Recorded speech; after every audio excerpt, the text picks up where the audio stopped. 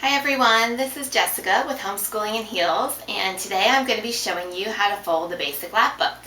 Now if you already use lapbooks in your homeschooling, then you probably know everything I'm about to show you already. But if you're not quite sure what a lapbook is, much less how to put one together, then you're probably where I was about 3 years ago. Basically, a lapbook is just a really simple way of keeping a lot of different information about any topic you study all in one place. All you need to get started is a basic file folder, and if you're feeling really fancy, maybe some scissors and some tape.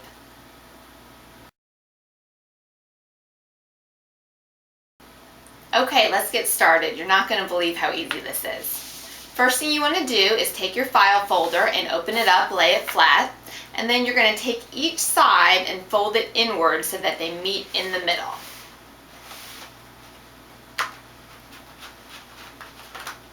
Once you have that lined up, you're going to crease it on the edges. I like to use a pair of scissors to get a really good crease.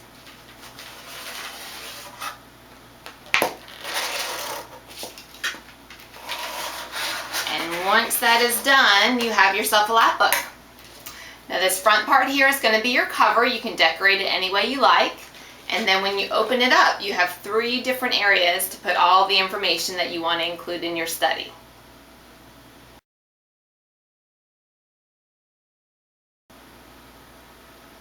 Okay, so now you have your basic lapbook right here. Let's say it's not enough space, you need a little bit more room. All you have to do is take a second file folder and you're going to cut it right down the middle, like this. Then you're going to take the bigger of the 2 pieces and you're going to trim off this extra edge right here so it's about the same size as the inside portion of your lapbook. And then from here, you can use your tape and attach it to the front of the lapbook. It can be a flap that folds down. You can attach it to the bottom of your lapbook, or what we're going to do today, we're going to cut it in half again, and we're going to make smaller flaps for the top and bottom. So you just lay it right at the edge. Get your tape. I like to put my tape on the inside so that it folds in easily. Then repeat that again for the bottom.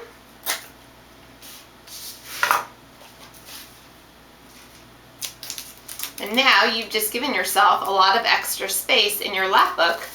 Especially with these flaps, you can decorate or put information on the inside and on the outside. So you'll just fold these in, close your lapbook, and when you open it up again, you have a lot more space to use.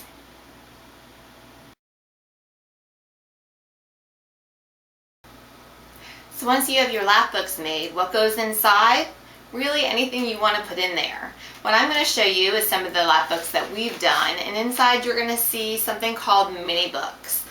Just little books in various shapes and forms for storing information in kind of a fun way. You can make your own mini books, you can let the kids design their own, or there are plenty of places online where you can download templates. So let's take a peek. This was our first ever lapbook here on Homeschooling in Heels. This is our horse's lapbook. As you can see, it's pretty simple.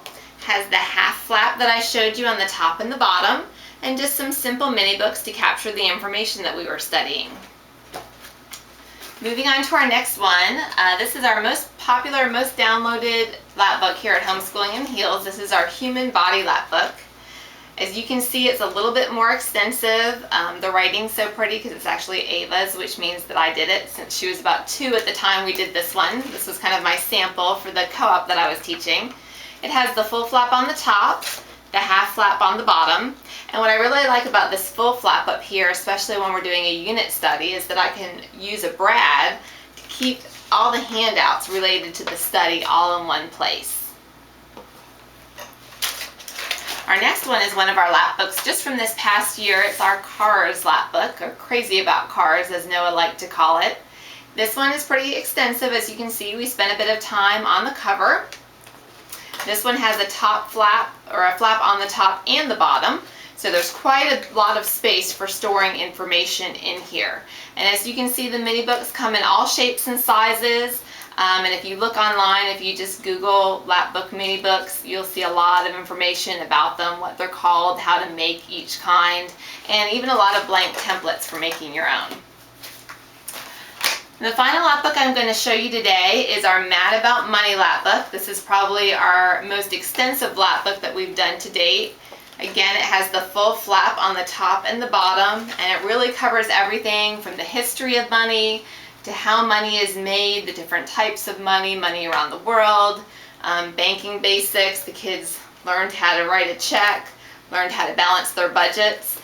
So really a lot of good information in here, and again, a great way to store it really easily and conveniently so we can go back and look at it over the years. So all of the lapbooks that I've shown you here today, and even a few more, are available to download at homeschoolingandheels.com.